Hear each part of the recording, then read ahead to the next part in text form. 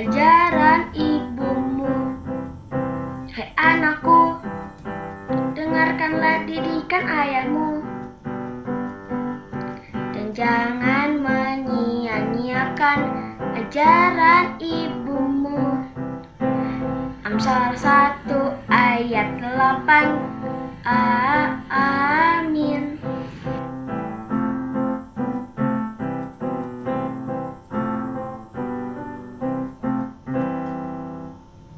Hai anakku, dengarkanlah didikan ayahmu, dan jangan menyia-nyiakan ajaran ibumu.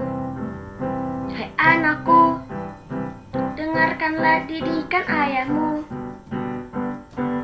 dan jangan menyia-nyiakan ajaran ibumu. Amsal 1 ayat 8. Amin.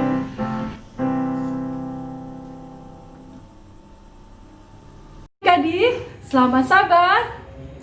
Tentunya pada hari Sabat ini adik-adik masih bersemangat untuk belajar. Ya, sekarang kita mau memulai sekolah Sabat kita. Sebelum kita memulai sekolah Sabat, mari kita tundukkan kepala, kita naikkan pujian, kita berdoa kepada Tuhan. Tuhan Allah Bapa kami di surga, terima kasih atas penyertaan-Mu sepanjang minggu ini. Kami akan memulai pelajaran sekolah Sabat kami. Biarlah Engkau hadir di tengah kami agar kami dapat memahami apa yang kami pelajari. Terpujilah nama-Mu ya Bapa, di dalam nama Yesus Juru Selamat dan Penebus kami. Amin. Selamat belajar.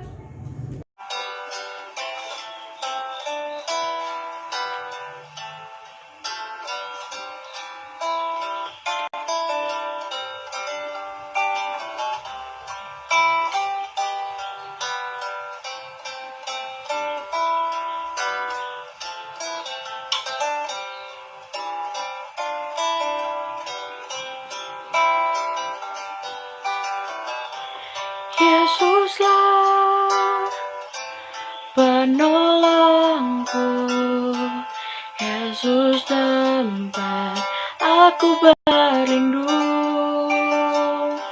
Saat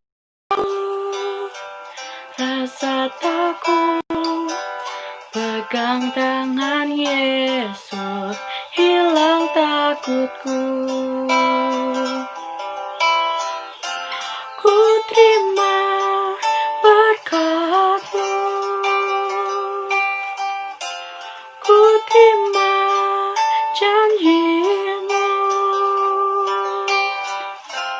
ku terima hidup yang penuh melimpah selalu. Yesuslah penolongku, Yesus tempat aku berlindung. Saat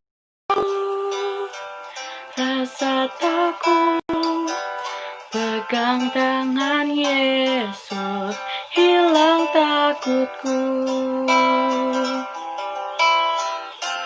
Ku terima berkat-Mu, ku terima janji-Mu, ku terima hidup yang penuh melimpah selalu.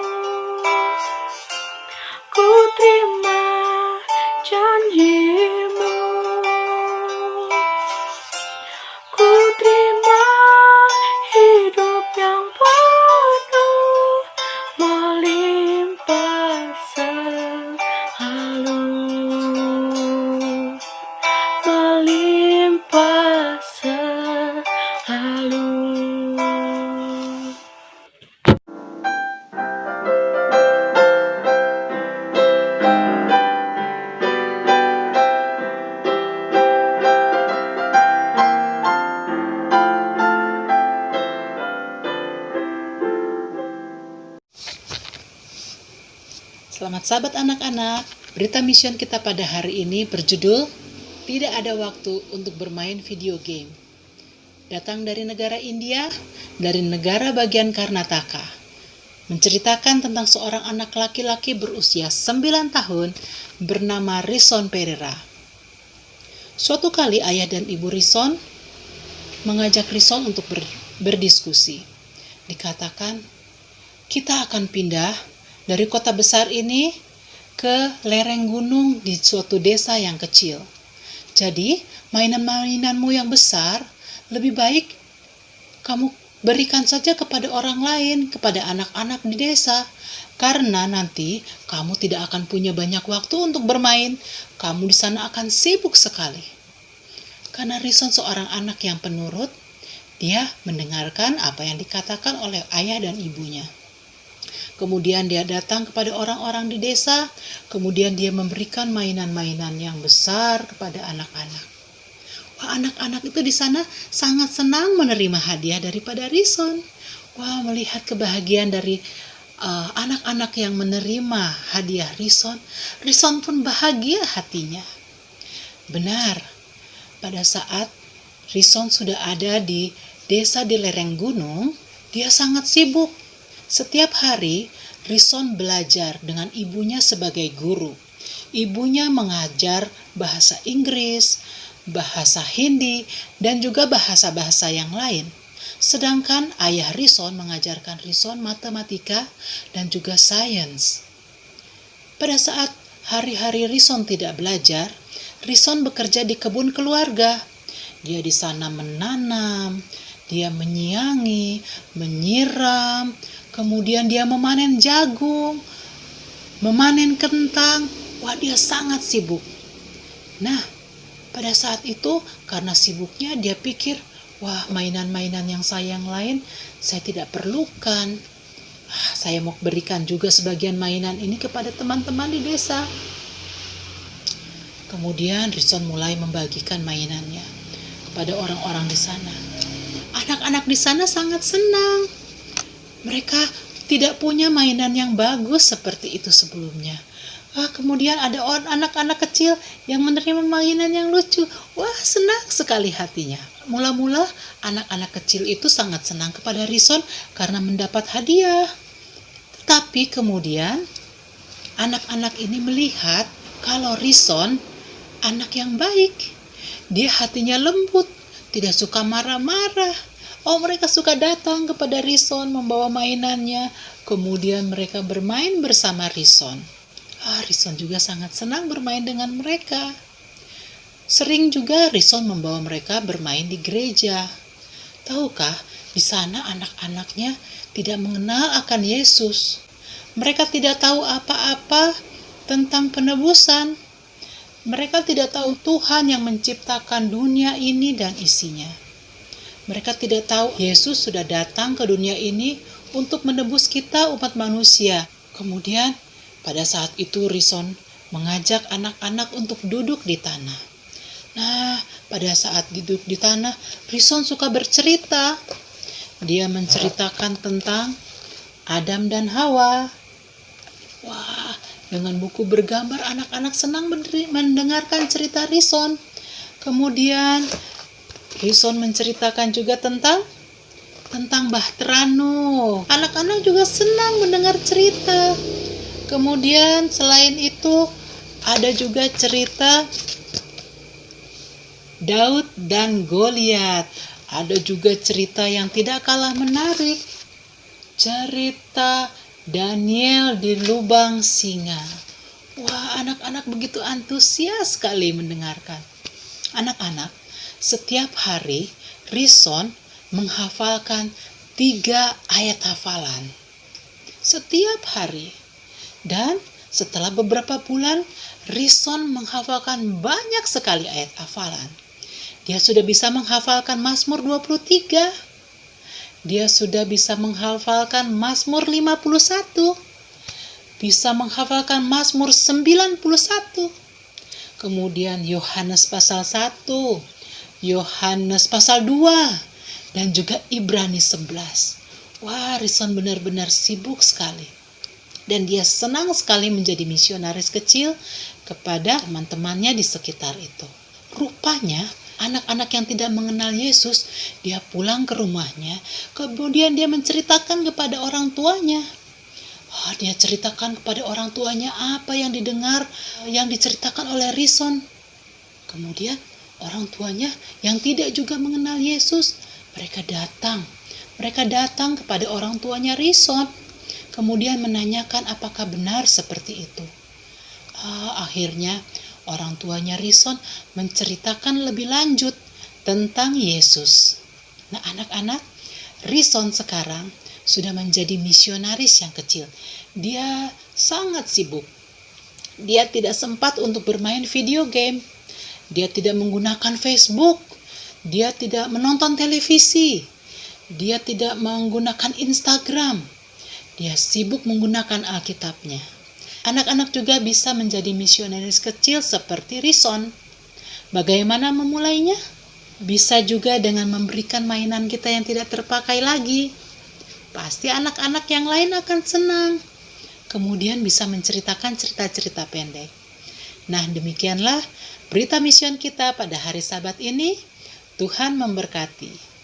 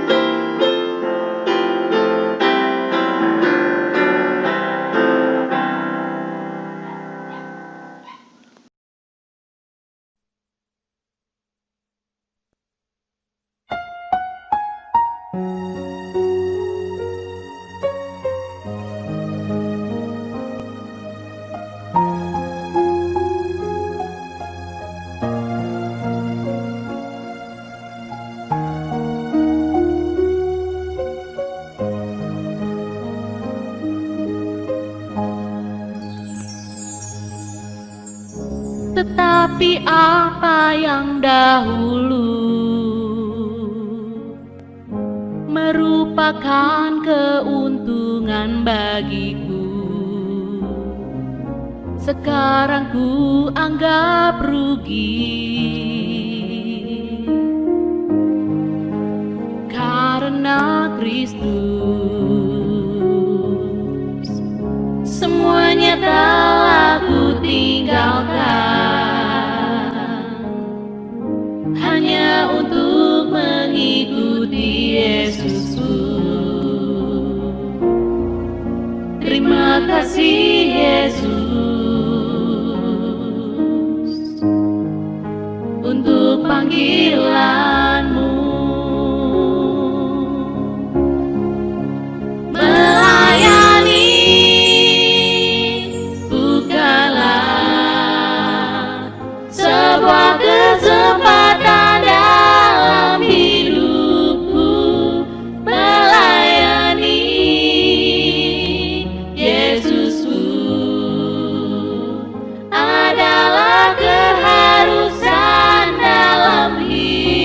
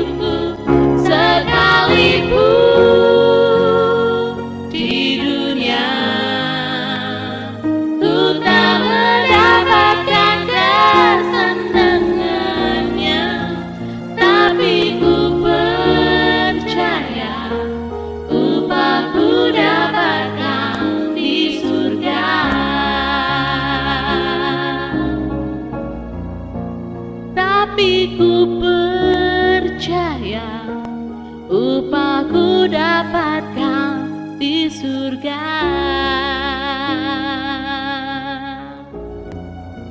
Tapi ku percaya upahku dapatkan di surga.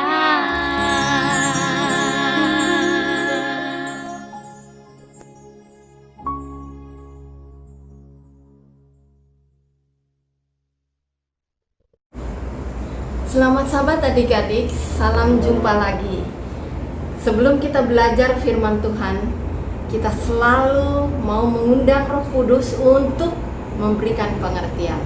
Baiklah, kita berdoa bersama-sama. Bapa dalam surga, terima kasih untuk hari Sabat, di mana kami dapat belajar lagi tentang kasih sayang Tuhan. Biarlah Roh Kudus memberikan pengertian, agar kami dapat mengerti rencana Tuhan dalam hidup kami. Dalam nama Yesus kami berdoa. Amin. Adik-adik, judul pelajaran sekolah Sabat kita adalah tidak ada kamar. Tidak ada kamar untuk seorang anak raja, bayangkan. Nah, ayat hafalan kita terdapat dalam Galatia 4 ayat 4 dan 5. Pada waktu itu tepat waktunya, tepat jadwalnya, di mana Allah mengirimkan anaknya lahir di dunia ini melalui seorang perempuan. Supaya apa? Supaya kita bisa menjadi anak-anak Allah. Nah, cerita ini berawal dari seorang malaikat yang datang untuk menemui seorang wanita. Jadi seorang malaikat diutus, namanya Gabriel, bertemu dengan seorang wanita namanya Maria. Dia berkata kepada Maria, "Maria, engkau akan mengandung seorang anak laki-laki dari Roh Kudus." Nah, pada saat itu dia belum menikah. Dia baru berpacaran dengan seorang pria namanya Yusuf. Pada waktu Yusuf mendengar dia sudah mengandung, Yusuf menjadi takut dan tidak mau mempermalukan Maria. Dia mau memutuskan hubungan mereka. Tapi malaikat datang pada malam hari. "Yusuf, jangan takut menerima Maria, karena anak dalam kandungannya adalah seorang yang akan melepaskan umatnya dari kaumnya. Hendaklah kamu menamakan dia Immanuel, Allah beserta kita." Yusuf mengambil Maria menjadi istrinya. Pada suatu hari, ada perintah dari Kaisar Agustus. Semua orang harus kembali ke negeri asalnya. Maria dan Yusuf tinggal di Nazaret. Nazaret, daerah yang jauh, harus pergi ke Bethlehem. Kira-kira 128 km. Kalau kamu bayangkan dari Bandung berjalan kaki sampai ke Bekasi. Mereka berjalan dengan menunggang seekor keledai. Dan pada waktu itu, kamu tahu, perjalanan sulit itu ditempuh pada jalan-jalan yang berbatu. Dan yang paling mengerikan adalah dan melelahkan adalah Maria dalam keadaan mengandung. Jadi mereka berjalan dan berjalan dalam perjalanan yang berbatu dan perjalanan yang sungguh melelahkan. Sekarang mereka sudah tiba ke Bethlehem dan mereka mulai mencari penginapan. Mereka ketuk rumah-rumah. "Adakah tempat di sini untuk menginap?" "Oh, tidak ada kamar, tidak ada kamar," katanya. "Tidak ada kamar. Di sini tidak ada kamar." Ke tempat yang lain mereka mengetuk. "Apakah ada kamar?" "Maaf, tidak ada kamar di sini." Tetapi itu adalah waktu yang tepat di mana Allah mengirimkan anaknya harus lahir di dunia. Mengapa? Pada waktu itu pemerintah dalam satu pemerintahan, yaitu pemerintahan Roma. Yang kedua, bahasanya juga satu. Semua orang dapat mengerti. Dan lagi pada saat itu adalah keadaan di mana masyarakat paling jahat, tidak mau mengenal tentang kerohanian. Padahal jauh sebelumnya telah dinubuatkan Yesus akan lahir dan melepaskan umatnya. Perjalanan panjang itu akhirnya berakhir karena tidak ada tempat di mana Yesus akan dilahirkan. Tuan rumah itu mengatakan, "Mau kamu tinggal di belakang? Ada kandang kambing, kandang domba yang kosong." Dengan senang hati karena tidak ada tempat, mereka memilih kandang yang hina itu untuk tempat di mana Yesus harus dilahirkan. Sekiranya orang-orang itu tahu bahwa Yesus anak Allah akan lahir, tentu mereka akan menyediakan tempat yang paling istimewa. Tetapi mereka tidak bersedia untuk kelahiran anak domba Allah itu. Jadi adik-adik, Yesus juga sekarang ini akan datang ke rumah kita. Dia mengetuk pintu hati kita. Apakah ada tempat baginya untuk tinggal di dalam hatimu? Mudah-mudahan pelajaran ini menolong kita untuk memberikan tempat yang layak bagi Yesus di dalam kehidupan kita. Karena Dia akan melepaskan kita dari segala dosa kita dan menjadikan kita menjadi anak-anak Tuhan. Sampai jumpa lagi. Tuhan Yesus memberkati kita.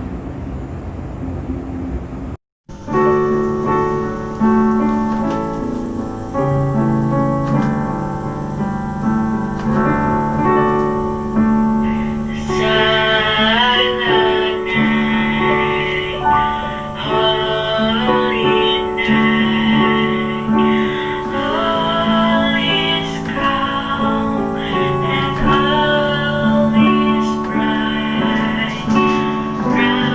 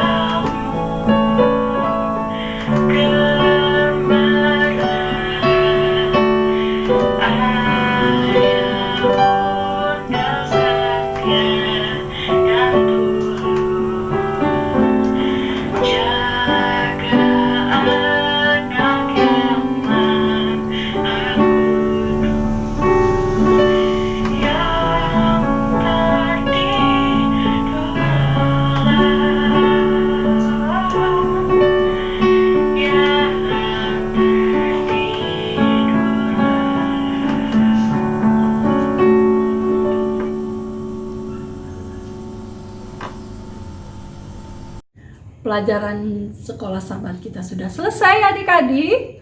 Sekarang kita mau berdoa kepada Tuhan, berterima kasih kepada Tuhan. Terima kasih Tuhan karena Engkau telah beserta sepanjang sekolah sahabat kami. Biarlah Engkau selalu memberkati anak-anak kami bertumbuh menjadi anak-anak yang kuat, anak-anak yang mandiri, anak-anak yang selalu mengedepankan Tuhan dalam kehidupannya sehari-hari. Terpujilah namamu ya Bapa, di dalam nama Yesus Juru Selamat kami. Amin.